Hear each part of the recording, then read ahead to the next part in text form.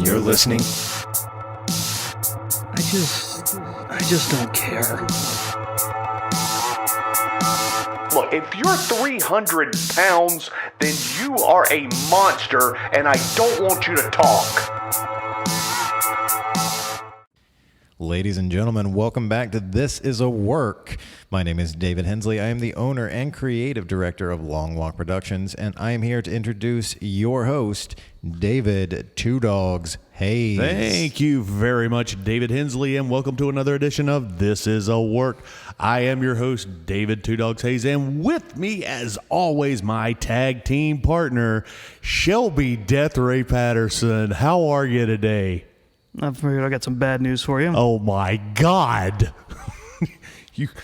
No, this is Chris the Fashion Plate Barnes, who has missed so many podcasts here lately. What do you mean count them? It's easily been a baker's dozen. He can't count to two, is it? Well, I'm just like an AEW ref, which is funny because that's what we're going to be reviewing What today. an excellent segue. How about that? Guys, we took a look at 2023 Revolution. This was a good pay-per-view. It was. It was really good. It was not without its problems, but They did learn one lesson since they're going to have an Iron Man match to cut back on the number of matches. well, I would think so. In fact, I've even got that in my show notes here. Yeah. A couple of the matches that I would have removed. Let's get into it. So we're going to start the buy-in here with the Lucha Brothers and Mark Briscoe. Mark Briscoe, thank you. Formerly of the Briscoe Brothers versus... See, this is another problem I've got here. The Varsity Athletes. Josh Woods, Tony Nese, and who was the other guy? Ari Daivari, the guy who runs Daivari. the Daivari. Trust. How the did I miss Trustbusters guy. Daivari? Yeah. I can't. It was kind of... Ari, I'm so sorry, man. I'm gonna be honest. I think it's maybe Josh Woods. I kept confusing him with. The upsetting thing is I've met Daivari a few times. Oh no! And he's a super nice guy, and he is absolutely hilarious. And I now I kind of feel bad, but he doesn't listen anyway, so who cares? Anyway, Ari, I'm sorry. That tickled you, didn't it? It did. What a great way to start this thing out. I'm okay. I will say this just because I didn't realize that their name was the Varsity Athletes. What about their look screams Varsity Athletes? I don't know. Look, I like Tony Nese. I like Josh Woods. Yeah. I like Daivari. They're great. But don't we already have a varsity tag team? I don't know what you're talking about. Apparently. Does anybody talk to anyone at AEW, or is it they're all just doing their own thing? I mean, is there here? anybody of note in that tag team that we'd know about? Well, I think there may be a second generation superstar in there, but I couldn't specify. Maybe Brian Pillman Jr. Nah, I can't be right. Nah, I couldn't. and Griff Garrison, but well, whatever. No. They're on dark with the other varsity athletes. Anyway, this was a fantastic match. It was. I mean, Tony Nese has never looked better. In style and in body, he's always just in the best shape. He's quick. He's an extremely precise technical wrestler. Josh Woods, he's no slouch either. He's been doing the ROH thing for a minute. And Daivari, he's all over the road with Dark, but he's always great to watch. The Lucha Brothers, they never disappoint. It was great to see Mark Briscoe. It was, yeah. Kind of sad. This is his first pay-per-view that he's done with AEW. Yeah. And he had to do it without his brother, and that's sad. But The crowd they gave him a standing O. Oh, they were for it. They were for everything happening in that match. Absolutely. Just the Lucha Brothers and Briscoe end up going over on this. Was this the Face of the Revolution match? No. No, I'm sorry. That happened later. I'm sorry. No, that didn't happen on this card. Oh, okay. The Face of the Revolution thing preceded. You're right. Yeah, that happened on TV. Okay. But And then because that led into they actually just did because Hobbs won it. and it's why he's sitting here with the hemorrhoid pillow. So golden hemorrhoid pillow. They had him in the crowd specifically for the Joe Wardlow match. that was it. To further storyline. Yeah. But no, this was just a really good opener. Just Yeah. a pre-show, get people hyped match. Right on. And great for the buy-in. I was a fan. I gave this 4 Meltzers. Absolutely. Moving into the actual pay-per-view, we start things off with Ricky Starks versus Chris Jericho, the Ocho. Look, okay, this was a fun match. There really wasn't a bad match on this card. There were things that just kept our attention harder than most. Yeah, right. I'm about done with Jericho. It's Tom. It really is. He's fine. He still performs okay, but it's not the Jericho that we have seen, and it's only going to get worse from here. Well, that's fair, but it really seems like the position Jericho's in. That's only going to change when he decides it's going to change. Yeah, you're right. No, and at the very least, he's using his time there to help put people over like Starks. And that's admirable. Yeah. Because most people in his position would I don't want to say any names, up in New York, but Goldberg. But yeah, he's putting people over. He looks he looks better. he's in shape, but the moves are just that it's not happening, and the story, it's almost like he doesn't really. He's not putting a lot of thought into it. Also, we start this match out. This is the second time that these two have faced each other. Right. And we start each with something that's going to be a reoccurring theme throughout this whole damn pay-per-view. They run at each other, and they grab hold of each other, and they start throwing punches. Bang, bang, bang, bang, bang, bang, bang, bang, bang. Which happens almost every card. And this is something I'm never going to stop talking about. I will say it's an industry-wide problem because I don't just see it in AEW. I see it everywhere. True. They want to do these fast punches, but they're these rabbity punches that they're not really reacting to. So they're just bouncing their fists off each other, and it looks stupid. Not only that, but why does everybody... Okay, so Jungle Boy and Christian Cage, I know I'm going to jump ahead for a second. They started out the same damn way. Well, So why didn't they look at the match preceding them? You're complaining about something we've documented as happening before with AEW, where they will do similar, never like big spots, but they will do similar small spots that are the same. Like everyone, someone starts off doing it, and every match following is like either so there's someone like a producer who has a particular favorite that night or something. Mm-hmm. Where it's like everyone does this same particular thing. Yeah, and look, okay, I'm not saying you can't do. I'm not saying, oh well, he threw a clothesline, so I can't throw a clothesline on him. I'm not. Look, little stuff. I'm not talking about that. No, it's always a situational thing that someone decides to do. Exactly. I wish that wouldn't have happened. Well, hell, one night it was with middle fingers, where everyone decided that there needed to be a spot in a match where someone just stopped and just defiantly flip someone else off. Yeah, Eddie Kingston was a big promoter of that, as well as Moxley, and no shortage of middle fingers in this pay-per-view either. But it wasn't noticeably every match. No, not enough to where we had to talk about it. But Ricky Starks ends up Ricky Starks going over after he blocked the Judas, and we have he has now beaten a former world champion twice now.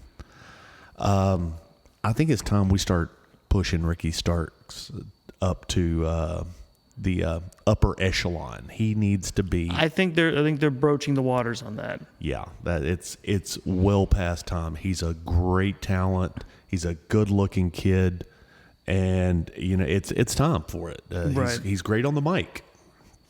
So, yeah, I gave this match 3 Meltzers. Ricky Starks, obviously, he goes over.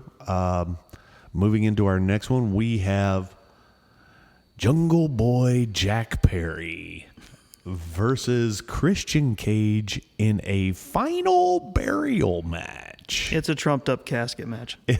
Well, / buried alive, but you don't really have to do it. Yeah, except nobody actually got buried. Sort of. Well, I mean, yeah. Well, I will say I liked it because it was very different. It was different in the sense of that seemed a lot more dangerous than any of the other ones I've ever seen. Because before we get to the ending, it's just like when the casket was closed and lowered, it didn't lower, it dropped. It just like the Tower of Terror. It dropped like a rock. It dropped like the announcer's desk in an WWE pay-per-view. Just ka-thong. Just and there was a smoke just. I think fire should have risen up. Honestly, I mean, yeah, absolutely. And that way, Christian Cage could come back as goth Christian when he was with the Brood. And why not at this point? WWE lawyers? Nah. Okay. We don't have to give them the same music, but this was a great, fun match. Yes. I thought that Jungle Boy looked great.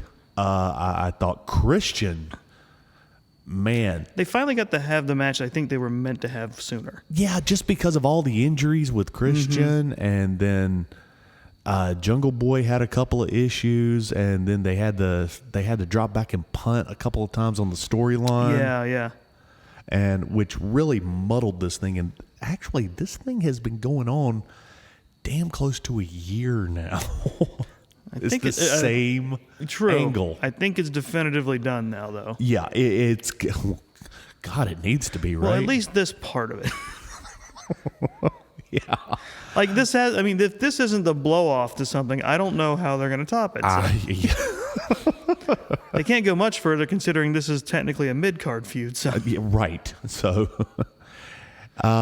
yeah, I had a great time with this match. I also gave it 4 Meltzers. It was tremendous. It was a good show from both of them, and Jungle Boy got the definitive win. Yes, he did. Christian, I cannot speak enough about it. He looked better than he's looked in a long time. Sure. Now, he's always been a good hand in the ring, but he was incredibly impressive, except for the turtleneck singlet that he was wearing. I don't know what you're talking about. The man used a tactile neck and shined bright like a star. What are you even complaining about? That was masterful. It's very heelish, so it gets props. Moving into our next one. Now, this one, holy God. This one was amazing. Man, we have the House of Black versus the Elite for the AEW trio championship, because we don't call it a 6-man for some unknown reason. Because it's quicker to say trios. I guess, but it just sounds bad coming out of your mouth, doesn't it? It sounds bad coming out of your mouth because you don't like it. That's a good point. I don't know. I can say trios championship a lot quicker than I can 6-man tag team championship. I just look okay. We've There tried aren't a even 6. There's couple only of 3.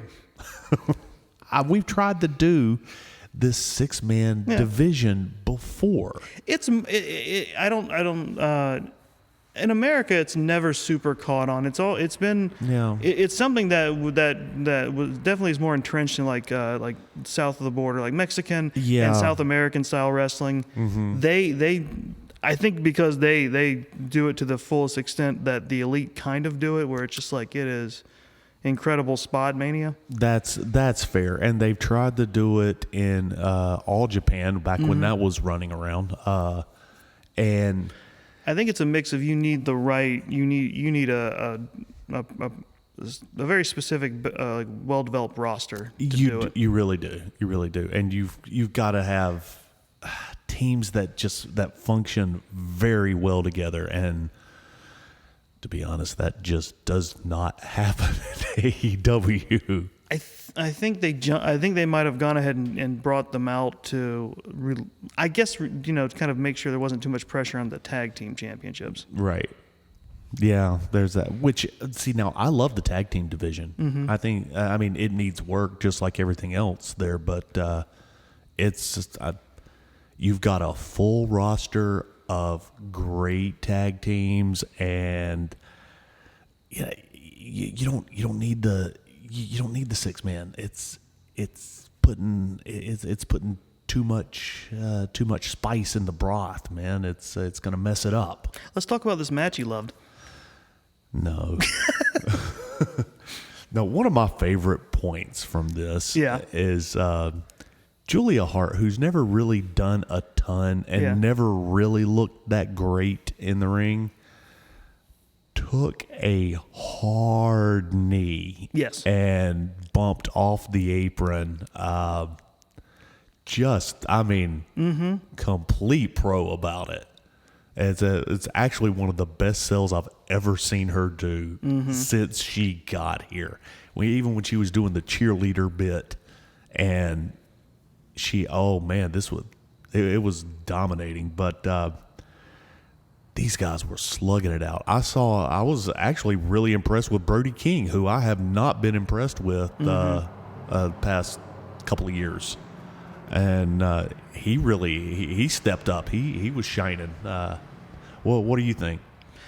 Well, I have my usual complaint in that it was a Bucks match. Before that sounds, negative on them, I just want to say I don't like them and what they do. No, my problem is... I don't care for their family either, but...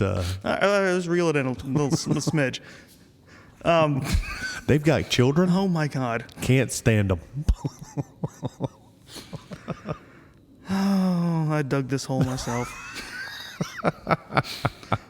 No, because I just don't like the psychology of having the Bucks mixed in, because it just... You know how sometimes a spot fest can be amazing. It's not when it's the Bucks. It's not, because it's coming, and it's a story in this to me would have been, the Elite. They're cocky. They have the titles, and they always and whenever they have titles or they're chasing titles, it's like it feels like the vibe is we deserve them. We're the Elite. Sure. They're going up against the challengers, which is the absolutely terrifying supernatural House of Black. Yeah. Who are forced to be reckoned with. Right. Now the lead up to this was great. Sure. Like back when they started the Carry On My Way. What was it a couple of weeks ago? And then the lights went out, and then the lights came back on.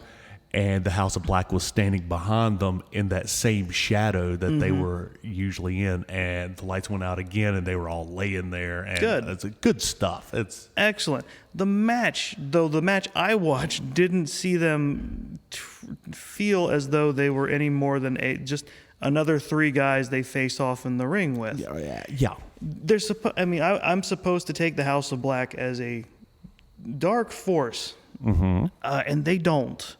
And the idea was in this match they should start feeling like this is a bigger challenge than they were thinking it was. They don't.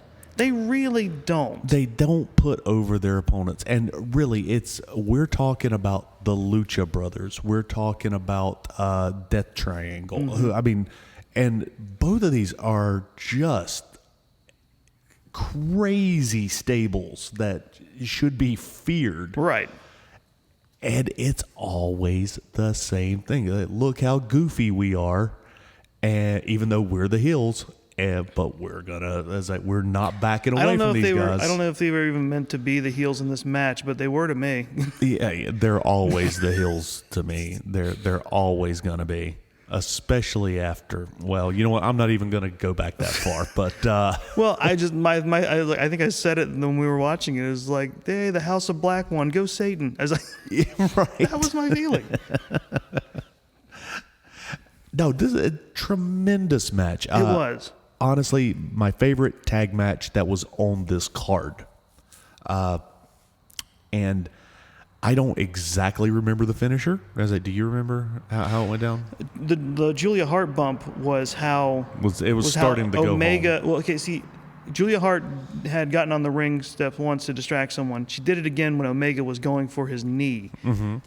And he stopped the first time, warned her not to get up there again. Then she did, and she took that bump, which led to a funny moment where Kenny was like, he kind of shrugs like, I warned her. Yeah. But that was enough of a distraction for Malachi to get him. Yeah. And seal the pin with Brody and Buddy blocking off the Jacksons. To win the trio championship. Yep.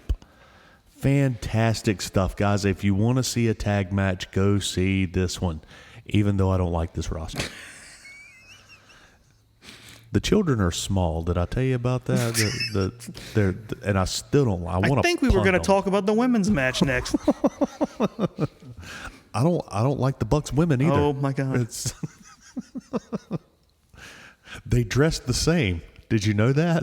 They both wear those jumpers. Anyway, or rompers. That's what they're called. Give me your mic. Next, I gave this 4.5 stars, Meltzers rather. Next up, we have the women's AEW title match, and this is a 3-way with champion Jamie Hayter, Saraya, formerly known as Paige, and Ruby Soho. Ruby Soho really showed up here tonight. Jamie Hayter always looks great, and Paige was there. God, is Tony Khan upset about the money that he has spent on Paige? Who's Paige? Saraya, whatever. Oh, yeah, Saraya was there. I mean, she was there in spirit. I mean, good Lord, man. He's got to be upset about it. He has spent so much money, and nobody cares that she's even in this match. I would be mad if I was Tony. She'd be on AEW Dark so fast. I would put anybody else up in that particular category. Well, you just think different than Tony does. I guess I do. Not better, but different. No, I think it's better. No, of course you do. Did I tell you about Tony's kids? Oh, my God. I don't like them either. But Ruby, she came to shine. Ruby did? Ruby did. And Jamie Hayter ends up going over. She did. They had their match. It was fine. It was fine.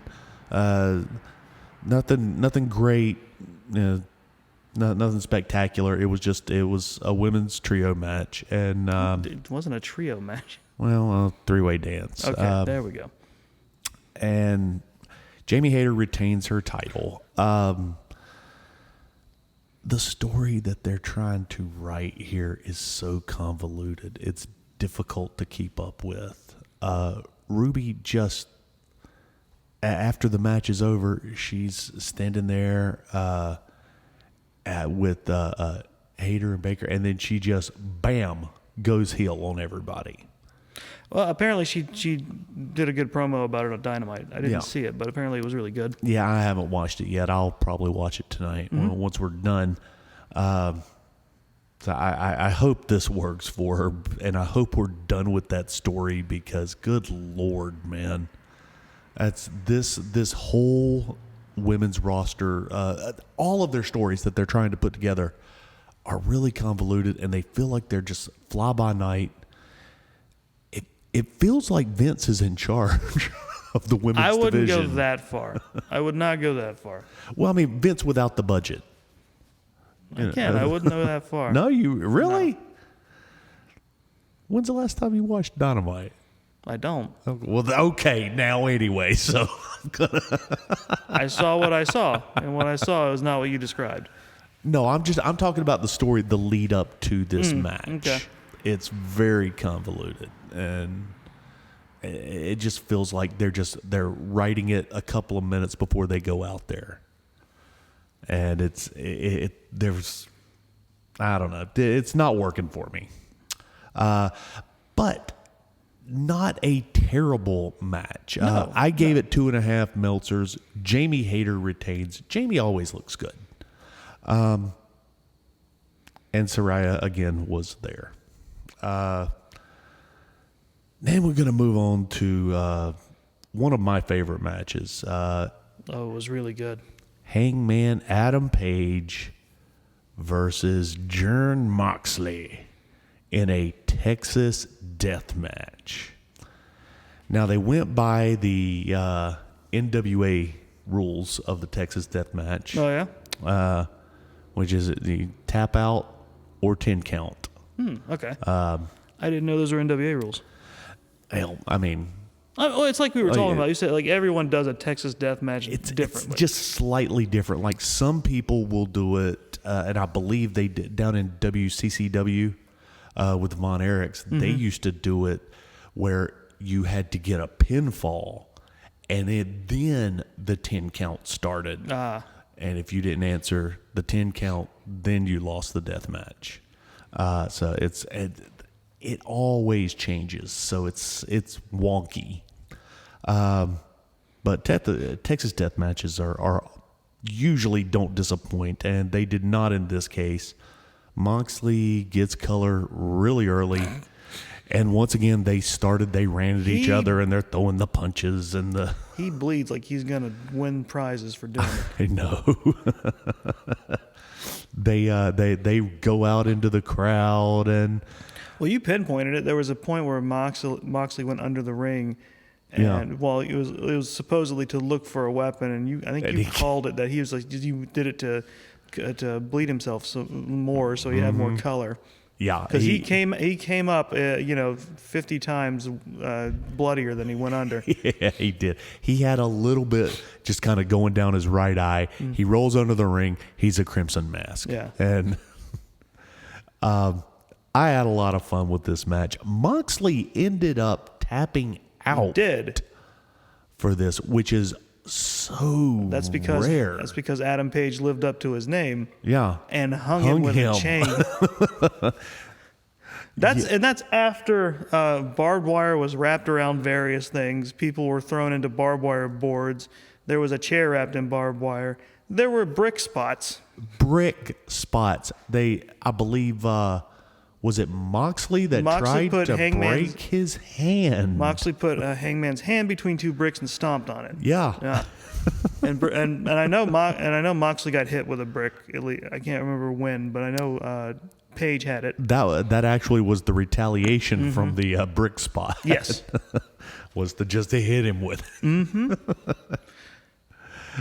No, this was a really, really good match. I had a lot of fun watching. I gave this match 4 Meltzers, and Adam Page goes over by tap out, which again so rare to see. Especially because it's one of those things.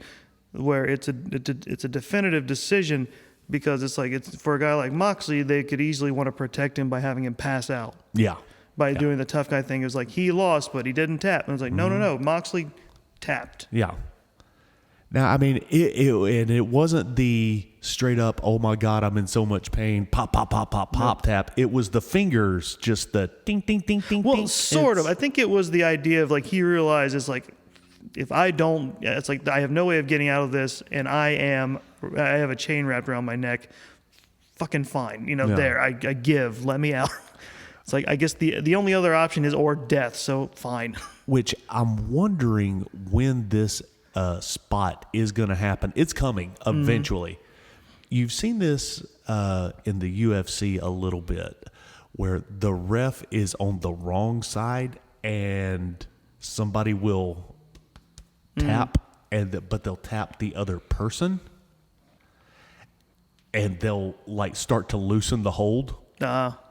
And it starts to get controversial about that, because no, he tapped, watch the replay, but they're not going by replay, so that's Right.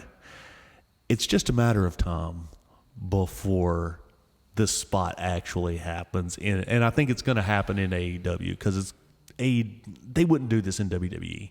Probably not, but you'd have to be. Sorry. Am I boring you with all this hardcore wrestling stuff? A little, but I'll power through it like the soldier I am. No, it is the UFC stuff that really had me nod off. Oh, okay. No, I think so, because that would have to be a very carefully planned spot that they'd have to very specifically want to invoke. Yeah, and that's what worries me, because I'm not sure that it's going to go over, considering I really do think it's going to happen in AEW. I mean, I guess it could happen in WWE. Maybe NXT. I'm iffy on the idea that it will happen. But You think? yeah. I think a misplaced I'm not saying it couldn't. But yeah. I'm not saying like the misplaced ref spot wouldn't happen. I just don't know if it would go down exactly like that. And dare I say, I'm going to take it a step further. Not only is it going to happen, I think it's going to happen this year. Okay. So we will see. I mean, it seems like something. But that sounds like something that will happen in an MJF title match. Yeah. And we saw A variation, yeah. brief variation of it.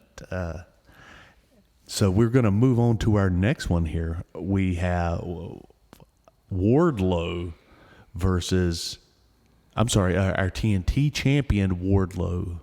No. Samoa Joe is ROH yeah, TV. You're right. I'm sorry. I'm TNT getting champion. I got it mixed up. Samoa Joe, your TNT champion, and ROH. Is it the ROH champion or Yeah, did he ROH get TV champion. There you go, the TV champion. Samoa Joe was king of all TV. Yeah. Wardlow wearing some different tights this time. Sadly, according to if what I saw on the internet is true, might be the only time he wears those tights. Well, and it might be the only time he wears that belt. Well, I know the results from Dynamite. It is. It was. Because between... Well, okay, we'll get there. Sunday and... Between Sunday and Wednesday, his car was broken into and all his stuff was stolen. Yeah. His gear, the belt. The whole 9 yards. All of it, yeah. He did a TikTok about it too. He's very upset. It was really unfortunate. I saw the footage. It's just like all of his windows were like busted in. And that is the second time in a few weeks that a wrestler has had their space invaded. Mm-hmm. It happened a few weeks earlier, actually causing Sonya Deville to get arrested. Oh, that's right. Yeah. Because a valet was messing around in her glove box for some reason. And she had a gun in it, but she wasn't licensed. Well, she wasn't licensed for concealed carry in the state. In New Jersey. Right. Yeah. She's licensed in Florida, but understandably, like the company's not mad at her because she has that gun because of the stalking incident. Absolutely. But yeah, no. The Samoa Joe match, this is one of the ones that I would have left on Dynamite. Well, maybe. It's not that it was bad. No. I think it served its purpose as a breather match, just as a quick, It was just a big. It was a short. I think it was the shortest match of the night. Just two big men going after each other. Yeah. And now we have a new TV champion or TNT champion in Wardlow. Do we? No, who was it that beat him? Hobbs. Hobbs Got his shot, and he won as of Wednesday. And congratulations to Powerhouse Hobbs, which he was up in the bleachers the whole time. Yeah. Staring at him with his pillow. And is that why he looks so angry? Because he needs the pillow? yes, you would be too. I feel like this sequence of events is Wardlow gets the title back as a reward for all his hard work before he moves on to better things. And then they give the belt to Hobbs so that he can start rising up. I think it's a matter of time before we see Wardlow jump ship. That's what I think. Yeah, maybe, but I think hopefully if they do anything, they should do something to help relieve him of the fact that they bungled his freedom from MJF so badly. Yeah, this could have really been that story in itself. Yeah. Should have been much bigger than it actually was. It really should have. Arguably, that was probably a little bit of MJF. Oh no, it was because his antics overshadowed everything about it. I'm not saying like how dare he, but I'm just saying like. Well, no, they wanted to further some story. They wanted to do story about it, and MJF was like, okay, no, well, it's not going to work because if we don't do that, we got to do this thing with. Oh God, I can't even remember who it was now. That was Jericho. Okay. It was we got to do this thing with Jericho. So no, we can't do this. Yeah. So yeah, really, he does owe him Wardlow. He owes him for bungling this because it was supposed to be big for both of them. But yeah, so yeah, congratulations on your short-lived victory. It's like I think it served the purpose it was meant to. Yeah. Like Wardlow soundly beats Samoa Joe. Soundly put him to sleep. Yeah.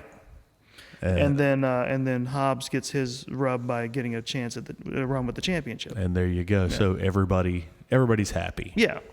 And like I said, I love the match. I had a good time watching it. I gave it 3 Meltzers. Speaking of time length and everything, it's also a good way of illustrating. I think I was looking at this. Aside from Adam Page versus Moxley, none of the other matches. The third longest was the trios match at 18 minutes, and everything else didn't run over 15. They really did a good job of keeping things tight. And they had to because they had an hour-long match, hour plus. Yeah, I would have thought that since they were in San Fran, that they would have started a little bit earlier. I figured they might have started around 7 or 6. Maybe, but yeah. But no, they waited till they they waited. I mean, they ran at 8 Eastern, so you're right. For them, it was for them it was early. For them, it was only around closing in on like 10 o'clock or something like. I'm sorry. No, opposite way. If it was 8 o'clock here, then it was 5 o'clock in San Francisco. Yeah, that's what I mean. So they did go earlier. That's what I mean. They went early. It was when it was almost midnight over here. It was only closing in on like 9. Around 9, 10 o'clock. So I got it mixed up. So for them, it was a fine night. Yeah, but for us, we were sleepy. Yeah. So our next match, we have the Guns, formerly known as the Gun Club, versus the Acclaim versus Jay Lethal and Dorf Jarrett. I'm sorry, but Danhausen tweeted that out, and I love it. I can't stop thinking about calling Jeff Jarrett Dorf Jarrett. Also versus Orange Cassidy and Danhausen. Yes. Just a fun match. It was. It was really the dynamic of 2 face and 2 heel teams competing for the titles. Yeah. Was really good because they would divide it up where the heel teams would team up to work over someone, and then sometimes the face teams would rally and help each other out. Now, were it me, I would have switched this match. I would have put that Texas Deathmatch up here, and I would have swapped that, swapped places for there, just as far as a staircase goes. I think I think I see why they did it this way, but I think it could have worked that way because the Iron Man match was a slow build, so it would have. Yeah. I think it's the rare case where you didn't really hurt momentum either way. So Not at all. Not at all. Such a fun match. Mm-hmm. Okay, so I have said on this podcast and others that I am not a particularly big fan or a fan of Danhausen. Mm-hmm. Okay. Hey, all right. Kid's got something. Kid, he says. Look, I'm 47, man. Everybody's a kid to me in wrestling nowadays. It's except maybe R-Truth. He's the only one that's older than me thus far. So, the kid's coming along. That's he was really funny. Orange was his typical self, brilliant. Everybody in this match, the Acclaim was not to be undersold. Oh yeah. They are so over. Oh, they are. Just that I don't think they're the best tag team in the world right now. No, but they're so over to the they point. are the most over tag team. They're so over to the point where I mean, when they were fighting Keith Lee and Swerve, like the crowd got mad because they went ahead with the planned finish. Like the Acclaimed lost and the crowd lost their minds. No, it was. They had to course correct that on so fast. Oh, well, it was. And I will say this: out of everybody in this match, I have talked a little bit of shit about Jeff Jarrett. Yeah. And it's not talking shit because I've always prefaced it by saying, look, I respect him. I know he's good. The fact that he's never been. He won't stay out of your life. Won't he? He's like that relative that comes over for Thanksgiving and doesn't leave. How am I related to you? And, you don't mind him, but at some point, it's like, it is 10 o'clock at night, man. Why? I mean, we had dinner at 2. Why are you still here? And he's like, come on, let's get another drink. And I'm like, however, he is clearly the ring general in this match. And it was evident just the way you watched him work.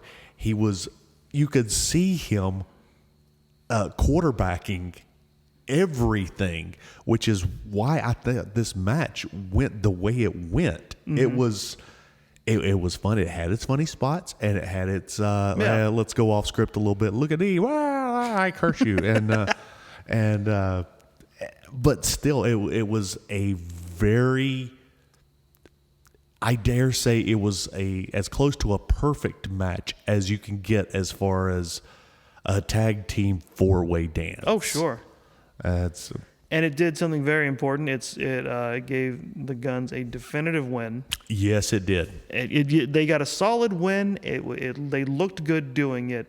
They did. It's like they didn't look like goofs. They looked like champions. They did. They absolutely did. And the belts look good around their waist too. It's like they were made for it. And it's especially good for them because they've been really good sports about the ass boys chant and everything. The ass boys, they're putting up with and the old man giving them the business. This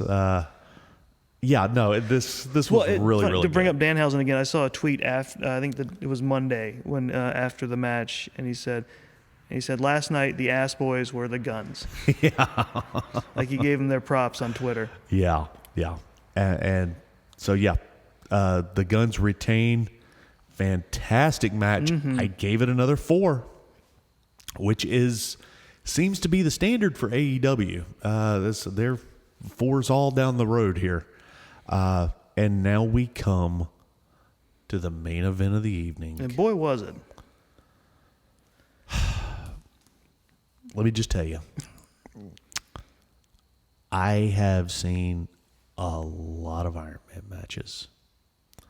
The last one I saw was probably the most disappointing one that I have ever seen, and I think you remember that was Dolph Ziggler and help me out. Was it Dolph Ziggler and AJ Styles? I don't remember. You and me, we spoke. The last one I remember was Rollins. I remember a one with Rollins in it, but I don't. No, you're right. I think it was. Okay, the one before that is Okay. the one I'm thinking about, where the crowd was just bored. Well, I remember the Rollins when they started counting down with the timer like it was the Royal Rumble.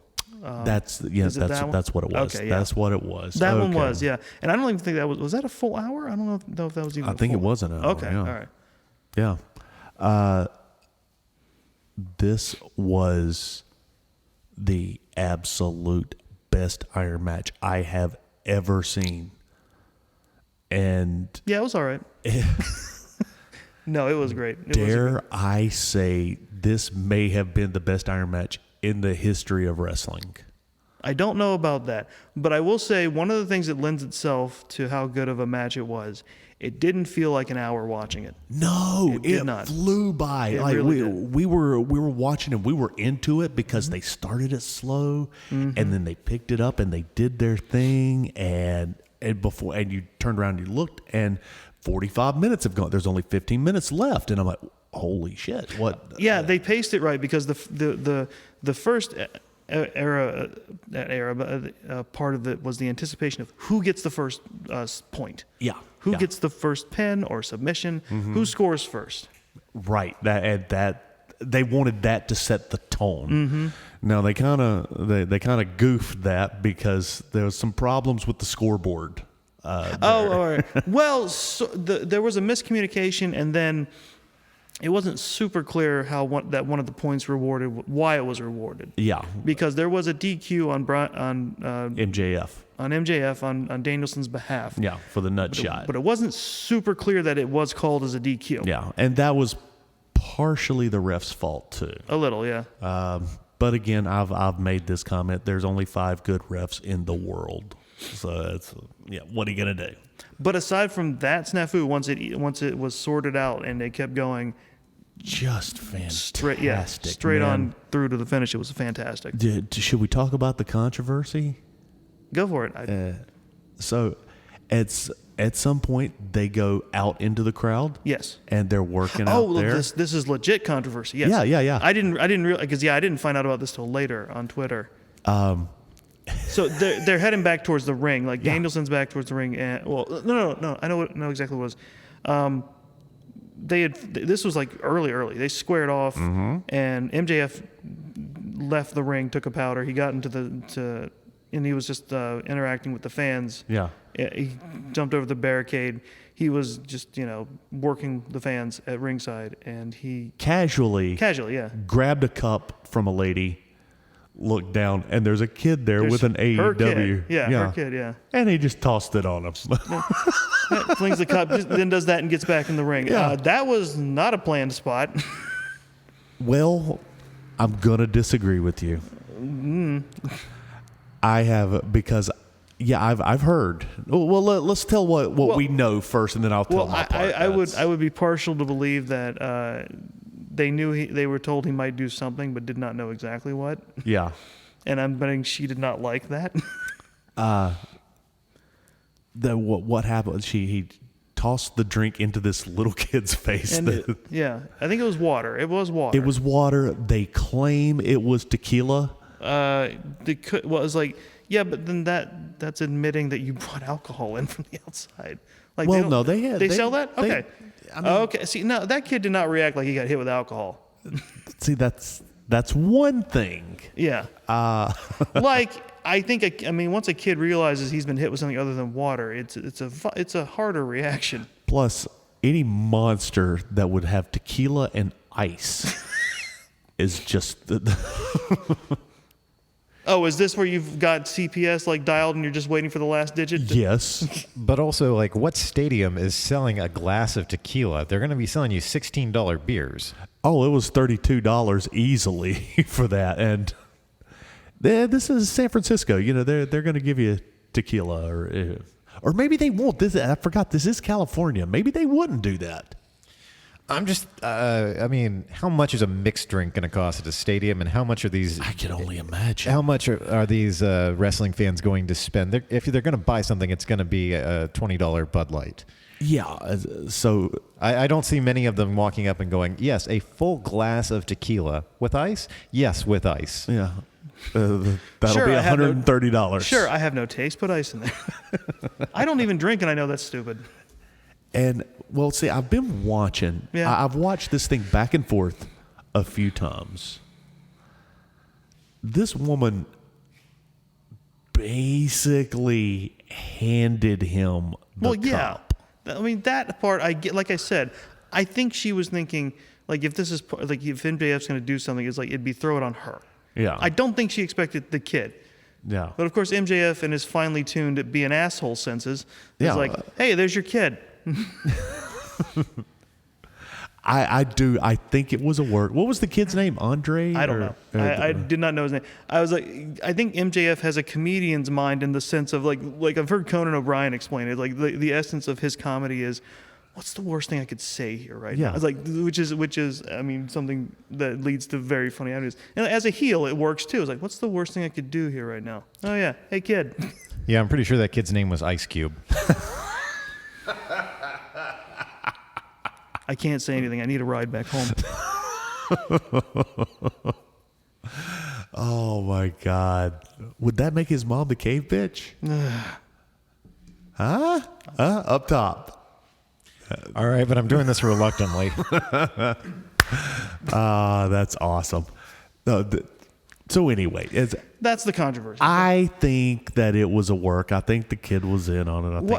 I think I'm so he's just glad doing you're it, only. I'm so glad you're only conspiratorially minded in wrestling, because this could lead down dangerous avenues in real life. Yeah, and let's be honest here. I'm fine with it. More children need to have tequila thrown in their faces. It puts them in their place. Yeah. It learns them young. especially the Bucks children. Have I talked about how I can't stand I am sandwiched between two chicken shit heels. Oh my god, no. Here's the thing: it's like it's like that's just as fine a tradition as in wrestling to me. It's like if a heel gets out in the crowd and interacts, he's gonna do something Yeah. to make you angry. Yeah. Because that's his job. And it's like And just MJF is the like heel. Yeah, it's like so- just lean into it. He's just gonna be an ass and then escape. It's just like it's gonna make for good TV. If you're upset, and then if you're upset, I'm sure they smoothed it over somehow. It's like I'm sure they came up after the show and were like, "We'll make it right." And even just before that happened, when because they were going in they were going in hot and heavy, and they were doing the back and forth thing, and then MJF powders out, and then he walks around for a minute, and he just happened to look at the camera. He says, "Am I going to lose a star rating, Dave?" And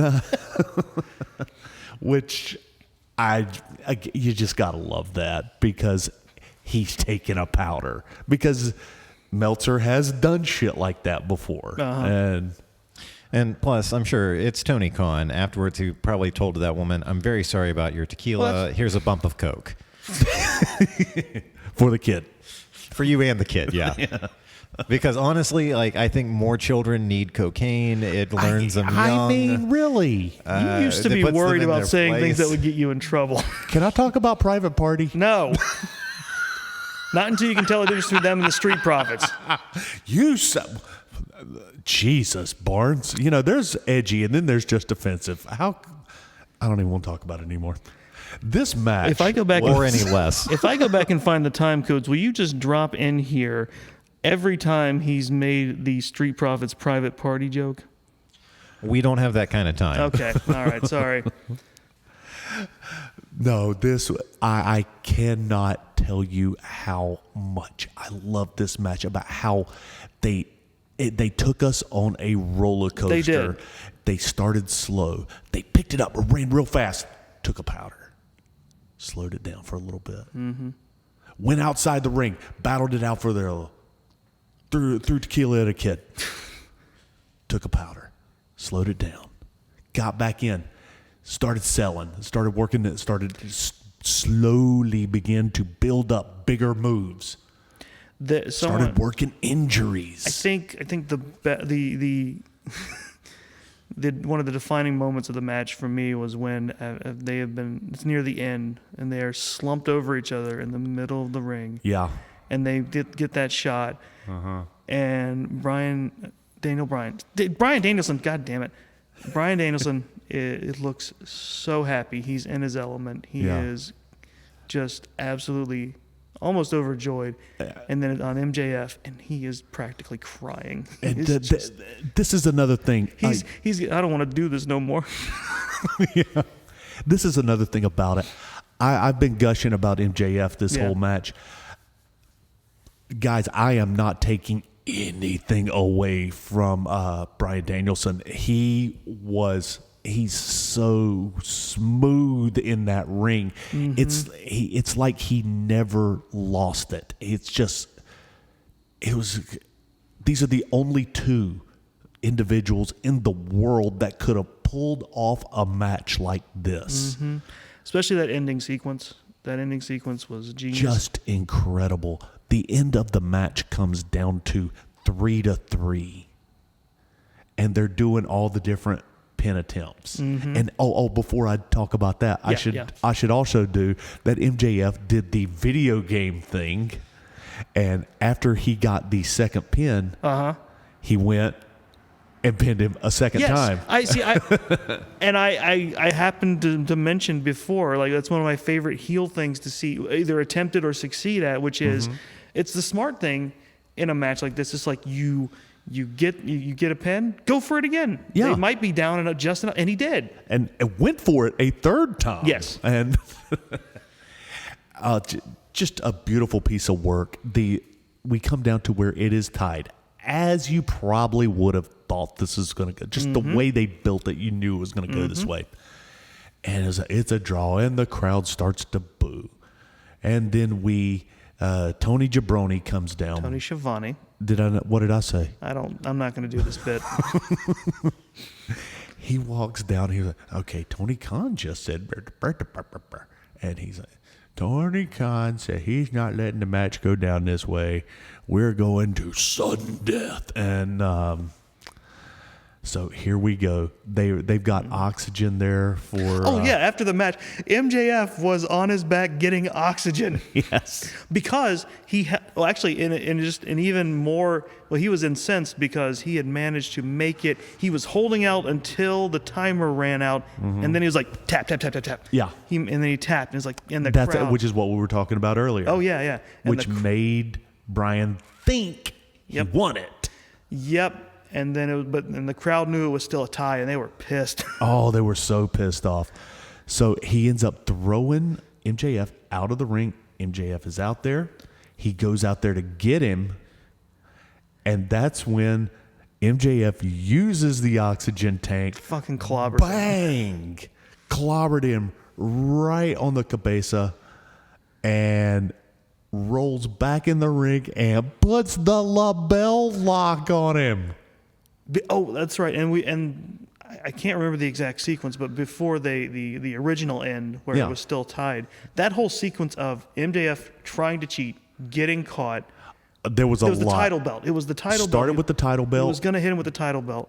The ref said, look, he's like, go ahead, hit him with it, and I'll disqualify you. Right. You use it, you lose it, he specifically said. And he's like, fine, he gives it up. And when he was back was turned, that's when he got the ring out. And then he gets caught in the label lock, and he's gonna hit him. Or the ref and then the ref spots the ring and grabs it off. Takes it off of him. And then everyone was like, he got caught. He's out. He's out of options now. And then he holds out till the end of the. Yes. Then it progresses to the part where he clobbers him with the O2 tank. God, man, that's a beautiful piece of work. And this is why I say that finish that I was talking about earlier is going to happen in AEW. It's just a matter of time. You're right. And then MJF gets the label lock on him, and Danielson taps. He almost makes it to the rope, realizes he can't make it. Yeah. And again, in a powerful moment of putting MJF over, taps. Bryan Danielson taps. Yeah.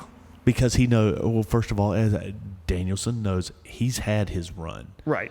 And he knows MJF's gonna be the next big thing. Oh, absolutely. And I mean, in a fact, man of integrity. and like the news came out like about how he said one of his favorite career moment was putting Kofi over and getting Kofi Mania started. He did, yes. He loves putting people over, especially Absolutely. when they're when they deserve it. Well, it's the thing about it's when you give them a good story, Yeah. it's hard not to love putting people over, man. Yeah, I mean, absolutely. it's like Christmas. Because he loves wrestling and he knows that getting the right people over is the best thing you can do. And see, and that is what was so important about this main event, because this was wrestling. There was, we had we had a lot of flips, we had a lot of dives, we had a lot of wonky spots that everybody likes nowadays, but it was only used when it was necessary. That match and that whole show ran the gamut of every type of wrestling. It was. It really was. And that I cannot talk enough about this main event. I could talk about it for another half hour. Obviously, this main event was a 5. I'd give it a 6 if I could. I was so impressed with that performance. Well, your hero thinks rules are meant to be broken. Why don't you? What are you trying to say? Break your rules. No. Okay. It is your show. You could give it as many Meltzers as you want. 52 Meltzer. There you go. Nothing will ever top it. MJF wins forever. You better believe it. But it's just another point of MJF. He needs to have one fantastic run here. One more fantastic run for the rest of this year. Go to WWE and start your journey towards legendary status and end up in the Hall of Fame. You will go down as being bigger than Hogan. You'll go down as being bigger than Flair, bigger than, especially bigger than Roman Reigns, Cena. I don't know. And I don't say this out of love for Hulk Hogan. I don't know if he'll ever pierce that kind of bubble. I don't know if anyone ever really can. I think outside of Stone Cold, Yeah. because he permeated pop culture in a way that he really no one did. was really ever able to sense. Not that I don't think he couldn't. I mean, The Rock. The Rock also did pretty good too. that kid's coming along. I mean, he's got a steady movie career. He does. He produces shows. It's just. Yeah. But he kind of lies about numbers for superhero movies. Kind of was a dick to what's his Henry name? Cavill? Henry Cavill. I keep wanting to call him Keevil for some reason. I don't know why. Keevil Knievel. I think that's where I'm getting it from. But yeah, it's like I don't. It's like Go ahead, Hensley. What do you got? Sorry. Oh no, I've made this point before, but it's still just even with the management change in WWE, whether or not that management change sticks, if the rumors are true, I can't help but feel like going from AEW to WWE for MJF, he'd go from being a superstar heel to being like Piss Fingers the Clown. I don't think it would be that bad, but it wouldn't be great. Considering it's like Cody had an initial run in WWE, then made himself bigger somewhere else. I don't know if MJF has gotten to a point where that could work for him. No, I think Hensley, he's got a fair point, because for the most part, anybody that has came over that has already made a name for themselves, Vince loves to try to bury them. Now, he does. He loves to do it because it wasn't his idea, so he doesn't think it should succeed. And there are exceptions. Goldberg and Goldberg. That's it. I don't know. That was it. That's all I got. Well, I mean, Bryan Danielson, in a way, happened. It's because their attempts to bury him ended in open revolt from the audience You're for right. so long and so powerfully that they had no choice. Yeah. I do. There's always that fear that, and they're saying it even still, Vince is running guerrilla right now. Yeah, I've read He is that. a running gorilla. Again, we've talked about this plenty of times. How doing this show has made my Instagram like permeated with wrestling news, and I keep seeing like Vince's shadow running WWE again. No, they totally promise he's not in creative. Yeah, I don't know. I just don't want to see that happen to MJF. I really don't either. But Here's the thing. Someday he'll die. MJF? No, MJF's fine. He's immortal. And that's when we get. But someday Vince will die, and then they'll just stuff him and keep his taxidermy body at Gorilla and symbolically. But then they'll put like a voice chip in there so he can still yell things at people. I'm thinking that with all the money that Vince McMahon has, he 100% has mastered cloning. There is an exact genetic replica either that of or Vince McMahon in his 30s named Vince McVan. It's either that or the Futurama head in a jar. Well, see, that occurred to me as well. The threat is still there because his mother was extraordinarily long lived. He could easily live another couple decades. Yeah. But his mother wasn't involved in wrestling, and she didn't take nearly as many steroids. Yeah. Or do as much coke. Or as many bumps. And Of coke? He took every both. He took all the bumps. But yeah, I think this one's going to do it for AEW Revolution. Overall, I will give this entire pay-per-view 4.5. Yeah. Fantastic pay-per-view. Couple speed bumps, nothing to write home about. Great work, especially to the main eventers. Barnes, if you had to, let me see how I want to phrase this. If you were gonna change something about this pay-per-view, what would it be? Oh, I'm honestly fine with how it went. Yeah. I can't think of anything that stands out in my mind of that needed to be switched or changed or done differently. Right on. I'm not saying it. I'm not saying it's perfect. Yeah. But I think as a show, it went very well. Yeah. Okay. Right on. And you already got the answer to his best dressed. Well, It was Christian Cage's tactile neck. No. Here's the thing. I will just say that I don't think there was a worse dressed. Oh, okay.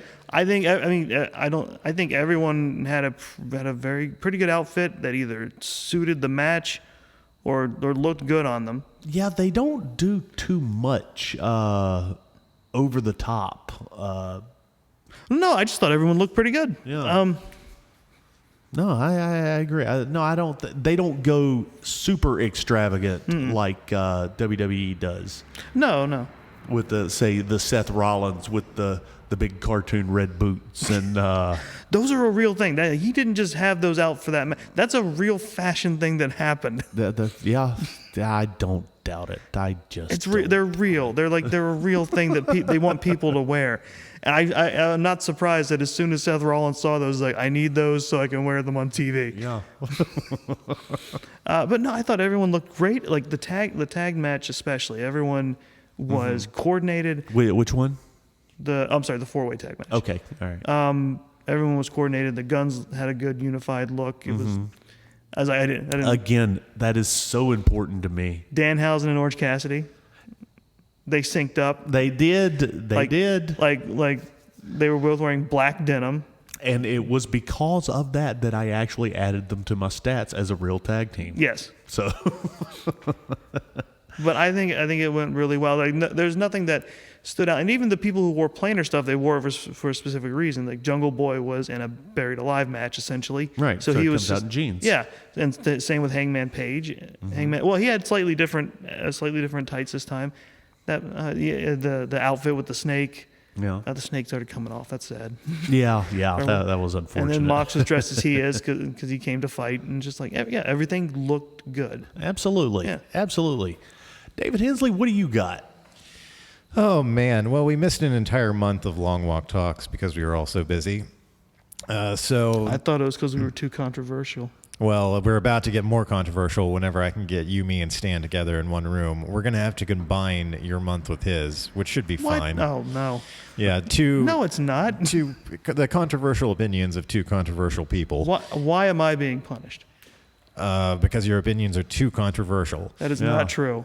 And then I say that before telling you what the actual topic. What I'm he doing. said about and then I don't know when the next time we're doing a takeover is. I assume the next pay-per-view they have, or the next. Aren't you they guys doing don't- one near WrestleMania? yeah, it's going to be oh God, I had it in my head. Are they doing it right before WrestleMania again? Yeah, Oh God, that would be the end of May.